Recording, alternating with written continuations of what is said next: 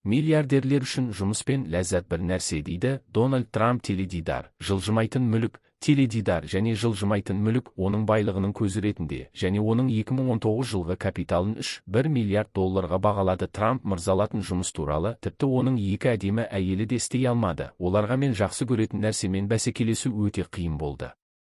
Мен өз ісімді жақсы көремін. Бұған дейін белгілі құрылыс магнаты және Trump Organization құрылыс компаниясының бас директоры 1977-2017, ол 2017 жылдың 20 қаңтарынан бастап ақш-тың қазіргі президенті. Трамп даулы тұлға, бірақ әрине козыр, өйткені аударылған Трамп козыр дегенді білдіреді. Мансап жасаудың барлық жолдарының ішінде Трамп ең сенімдісі. Бұл дұрыс отбасында дүниеге келгені, ол миллионер ата-анадан туған. Дональд дұрыс отбасы деген сөзді білдірген оның туыстары туралы. Әкесі жеке құрылыс бизнесін жүргізу арқылы нөлден бастап $20 миллион табыс тапты. Трамп аға ұлына ақшаны ғана емес, одан да құнды нәрсе, оны табу мүмкіндігін берді. Дональд ыңғайсыз бала болып өсті, тынышсыз және еркіндікті сүйетін. Бірақ мұндай қыңыр адамдар жасайды. Отбасылық бизнестің мұрагерлері. Дональд отбасындағы жалғыз бала болмаса да, оның әкесі Фред пен Мэридің ата-анасының бірінші баласы емес еді. Отбасында 5 бала болды, олардың ең қиыны. Дональд әкесінен талапшыл, қатал мінезді бойына сіңірген. Ол бала кезінен анасы мен әкесіне қиындық туғызды. Мектепте мұғалімдер Трампты жексұрын бала деп санайтын, сондықтан ата-ананың ұлын орта мектептен шығарып, оны әскери академияға жіберуден басқа амалы қалмады. Кейіпкерімізге көп.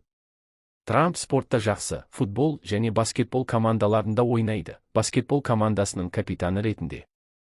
Трамп академияда білім алды. Бәсекелестер арасында аман қалып, өзіңізге сеніңіз, сіз бір жауынгерден тұратын тұтас армиясыз. Бұл армияда сіз бас қолбасшы ғана емес, сонымен қатар сарбазсыз. Сіз өзіңіз әскери іс-қимыл жоспарын жасайсыз, және оны жүзеге асырасыз. Академияны бітіргеннен кейін Трамп Фордхэм университетіне түсті.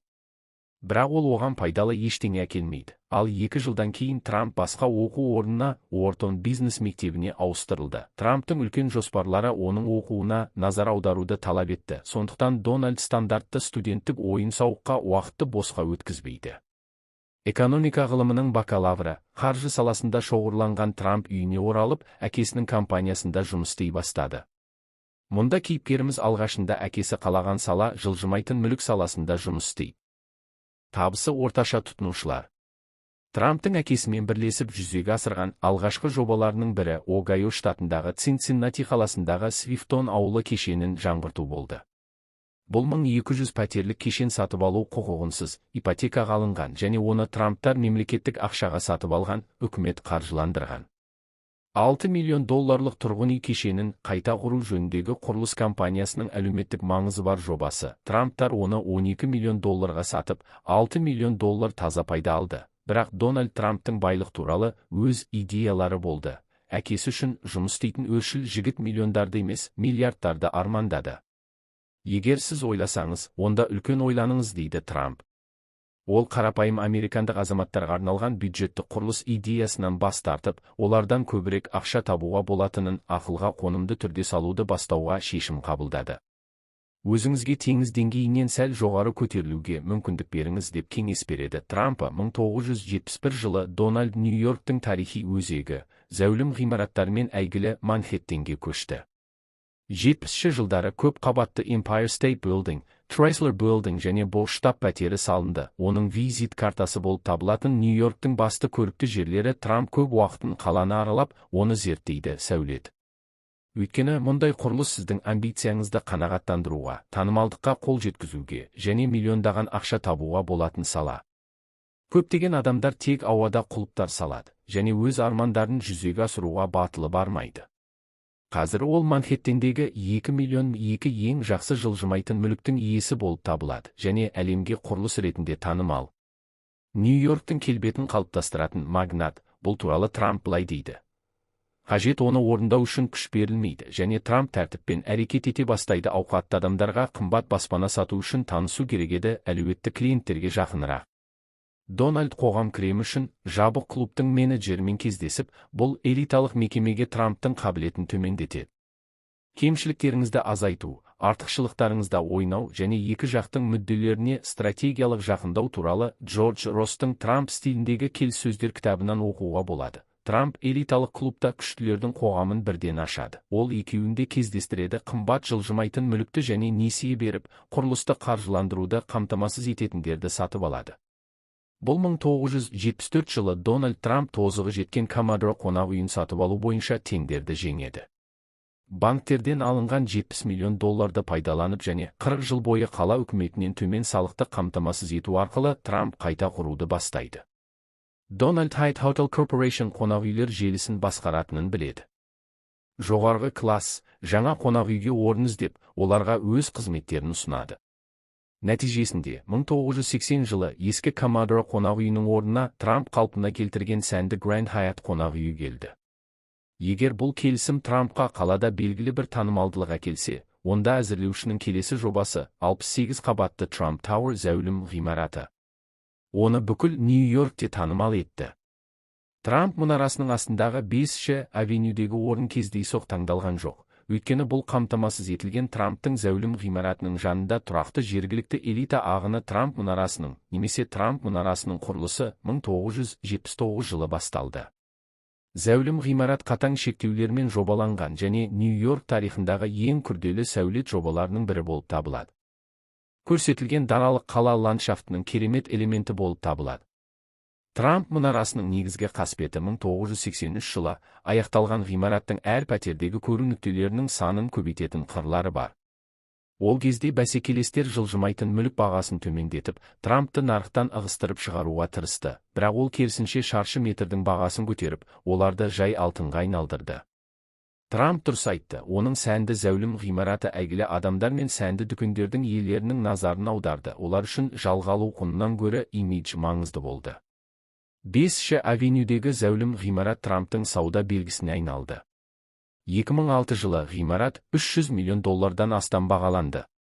Мұнараға Trump Tower деген атау берген Трамп дұрыс маркетингтік қадам жасады.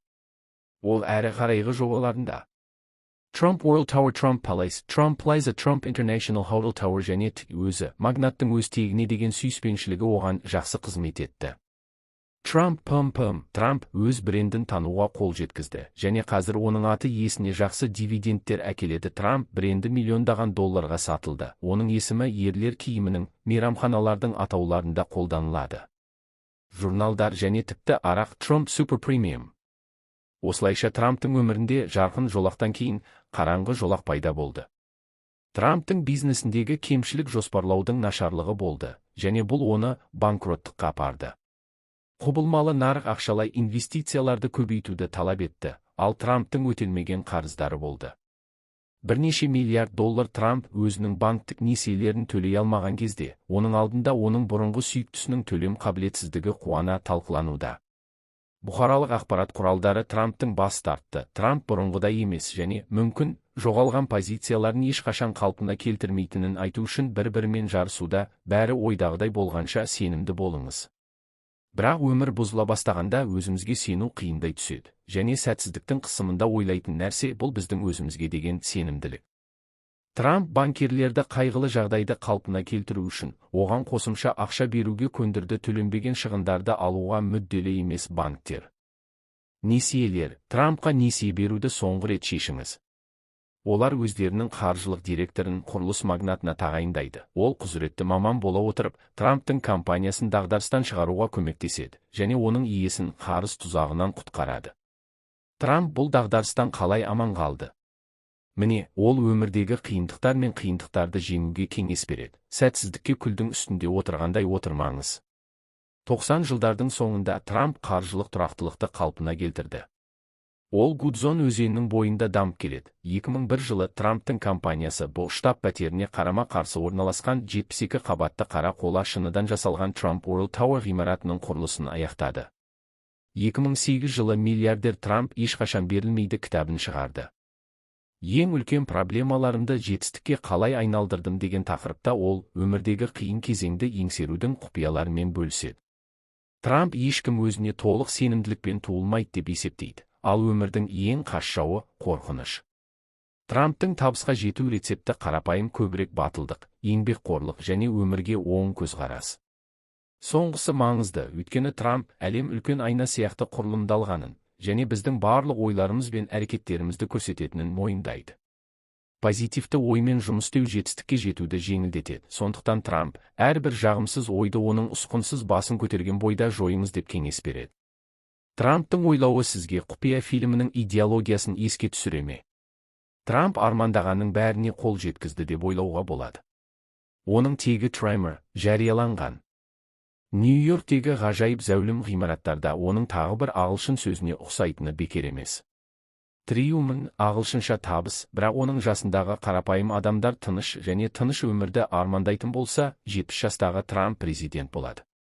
8 немереде зейнет жасы да атамды тынығуға, қол жеткізген табыстарымен демалуға мәжбүрлемейді. Дональд Трамп өзінің инаугурациясын 69 жасында қарсы алған Рональд Рейганның рекордын жаңартып, ақш тарихындағы ең қарт президент атанды. Дональд Трамп ақш тарихындағы тұңғыш миллиардер президент атанды. Ол $10 миллиард иесі болмаса да, күн мен Forbes 400-дің 259-шы қатарында өз орнын жеңіп алды. Президенттік сайлауға қатысуға өз қалтасынан демеушілік жасады. 80 жылдардың аяғында Трамп ел басшылығына әлеуетті үміткер ретінде қарастырылды, бірақ кәсіпкер президенттік сайлауға 2015 жылы ғана бәсекеге түсетінін ресми түрде мәлімдеді. 2016 жылдың мамырында оған праймеризде жеңіс әкелді, ол республикалық партиядан үміткер болды. Трамптың сайлауалды ұраны Американы қайтадан ұлы ет деген сөз болды. Саясаткер исламға қарсы мәлімдемелерімен ерекшеленді, иммигранттар туралы дөрекі сөйледі, Мексикаға қарсы қабырға тұрғызуға уәде берді. 2019 жылдың ақпан айына ел бюджетінде қабырға емес, шекара қоршауын салу қарастырылған. Кеңсесінде әйелдер шеруі өтті, оның жеңісіне наразы сайлаушылардың наразылық акциясын қолдауға бағытталған. Нәсілдік теңдік, әйелдер құқығы, Трамптың кейбір мәлімдемелері мисогинистік деп саналды. Шерушілер арасында Мадонна да болды. Google'дың негізін қалаушы, иммигрант Сергей Брин де елдің жаңа көшбасшысы Трамптың ақш-тың бұрын үкіметтік немесе әскери лауазымдарды атқармаған бірінші президенті болғанына екі-үшті пікір білдірді. Оның Trump-ономикс атты экономикалық саясаты Америкадағы өндірісті ынталандыруға бағытталған. Америка құрама штаттарының 45-ші президенті Twitter және Instagram'да белсенді түрде хабарламалар жариялайды. Президент қызметіне кіріскеннен кейін 2 жыл өткен соң Трамп Америка халқын басқарғанын мақтан тұтатынын айтты. Жанжалды миллиардер бірдей жанжалды президент болды, бірақ оның шешімдерінің сәйкессіздігі мен екіұштылығын атап өтті. Дональд Трамп 2017 жылдың қаңтарында ақш президенті болғаннан кейін оның өмірбаяны әлем жұртшылығының назарында болғандай болды. Мұнда 2019 жылдан кейінгі Дональд Трамптың өмірбаяндағы негізгі оқиғаларға қысқаша шолу. 2019 жылдың қаңтарында Трамп арнайы прокурор Роберт Мюллердің 2016 жылғы ақш президенттік сайлауына Ресейдің араласуы туралы болжамды тергеуінің нысаны болды. 2019 жылдың наурызында Мюллер Трамп пен Ресей арасындағы келіспеушілік туралы ешқандай дәлел таппаған өзінің қорытынды есебін ұсынды. Алайда бұл есепте Трамптың 2019 жылы сот төрелігіне кедергі келтіруі мүмкін жағдайлары туралы мәселе нақтыланбаған істер, оның ішінде Қытай мен сауда мәселелері бойынша келіссөздер, басқа елдердің басшыларымен саммиттер өткізу, сондай-ақ әрекеттер. Иммиграция және денсаулық сақтау салаларындағы сайлауалды уәделерін орындаңыз. 2020 COVID-19 пандемиясы 2020 жылдың қаңтарында басталды. Бұл Трамптың президенттігі үшін ең маңызды сынақтардың бірі болды. Ол дағдарысты шешкен үшін, соның ішінде бетперде киюден бас тарту және COVID-19-ды емдеуге арналған даулы препаратты қолдау сияқты пандемиямен күресуге қатысты даулы мәлімдемелер мен шешімдерді қоса алғанда сынға ұшырады. 2020 жылдың қарашасында Трамп ақш президенті ретінде екінші мерзімге сайланды, бірақ демократиялық партиядан үміткер Джо Байденнен жеңіліп қалды. Трамп жеңілгенін мойындаудан бас тартты және сайлау нәтижелеріне шағымдану үшін сот және әкімшілік қадамдар жасады, бірақ олардың барлығы 2021 жылы сәтсіз аяқталды. 2021 жылдың қаңтарында Трамп президенттіктен кетіп, Джо Байден Америка құрама штаттарының 46-шы президенті болды. 2021 жылдың ақпанында Трампқа президенттік кезінде екінші рет импичмент жарияланды. Оған 2021 жылдың қаңтарында ақш Капитолийіне басып кіру оқиғаларындағы рөлі үшін бүлік тудырды деген айып тағылды. Алайда оны Сенат ақтады. Президенттіктен кеткеннен кейін Трамп республикалық партиядағы маңызды тұлға болып қала берді. Саяси іс-шараларда белсенді сөз сөйледі және өз партиясының кандидаттарын қолдады.